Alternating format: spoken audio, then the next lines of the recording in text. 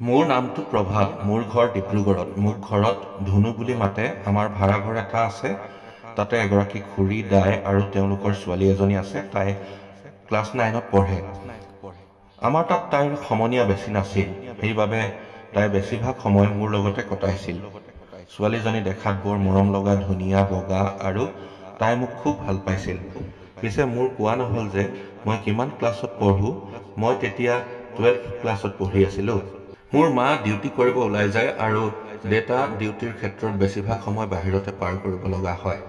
মা দেউতা ঘৰত অহা মানে 8-9 মান বাজি যায় আৰু মোৰ 12ৰ পৰীক্ষাও শেষ হ'ল কাৰণে ঘৰতে বহি থাকোঁ। এনেদৰে দিনবোৰ পাৰ হ'ব ধৰিলে। এদিন হঠাৎ খুৰীৰ কিবা এটা কাম ওলোৱা দেখি মোক ক'লে যে, ধুন, মই এফালে ওলাই যাব লগা হৈছে আৰু অহাত অলপ পলম হ'ব। সেইবাবে তুমি অলপ ঘৰটো মন কৰিবা। আৰু জানো অকলে আছে। জান হ'ল খুৰীৰ ছোৱালী, মৰমতে তাইক এইবুলি মাতে সকলোৱে।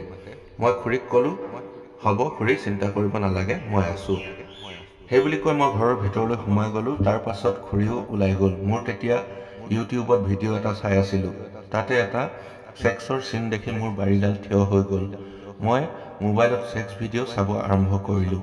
চাওঁতে চাওঁতে কেতিয়া মোৰ টোপনি ধৰিলে গমেই নাপালোঁ আৰু ভিডিঅ'টো মোবাইলতে চলি থাকিল আৰু পিছফালৰ দৰজাখনো মাৰা নাছিলোঁ। প্ৰায় 20 মিনিটমান পাছত মোৰ ওচৰত কোনোবা অহা যেন মন কৰিলোঁ। মই হঠাৎ সাৰ পাই গ'লোঁ আৰু দেখিলোঁ যে জানে মোৰ পেণ্টৰ ওপৰত হাতখন থৈ মোৰ কণীটো মোহাৰি আছে। মই হঠাৎ এইবোৰ দেখি চক খাই উঠিলোঁ আৰু তাইৰ হাতখন আঁতৰাই দিলোঁ। তাইও বৰ লাজ কৰাৰ দৰে মোৰ ফালে চাবলৈ ধৰিলে। মই একো বুজিয়ে পোৱা নাছিলোঁ যে কি হৈ আছে এইবোৰ। তাৰপিছত তাইক মোৰ ওচৰলৈ মাতিলোঁ আৰু তাই বৰ লাজকুৰীয়া। তাইৰ ঘৰ যাব ওলাল। মই তাইৰ হাতখন ধৰি তাইক মোৰ কোচত বহাই লৈ তাইক ডিঙি, পিঠি আৰু গালত চুমা খালোঁ। তাৰ 5 মিনিটমান পিছত তাইক মোৰ সন্মুখৰ ফালে ঘূৰাই লৈ মোৰ ওপৰত বহাই তাইক লিপ কিছ কৰিব ধৰিলোঁ। প্ৰায় 2 মিনিটমান কিছ কৰাৰ পাছত আমাৰ দুয়োটাৰে ছেক্স উঠি গ'ল। মোৰ কণীটো তাইৰ আণ্ডাৰৱেৰত মোহাৰিব ধৰিলোঁ।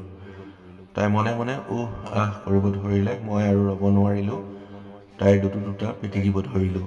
তাই লাহে লাহে উহ আহ কৰি আছিল। তাৰ পাছত 3 মিনিটমান পিটিকা পাছত তাইৰ পেণ্টিটো খুলি দিলোঁ আৰু তাইক টেবুলখনত উঠাই তাইৰ বুচখন চেলেকিবলৈ ধৰিলোঁ। তাইৰ আৰু মোৰ দুটাৰে এইটো প্ৰথমবাৰ ছেক্স আছিল। তাইক চেলেকি চেলেকি মই তাইৰ পানী উলিয়াই দিলোঁ। তাৰ পাছত তাইক পকাত আঁঠু কৰাই ব্লাউজত দিয়ালোঁ।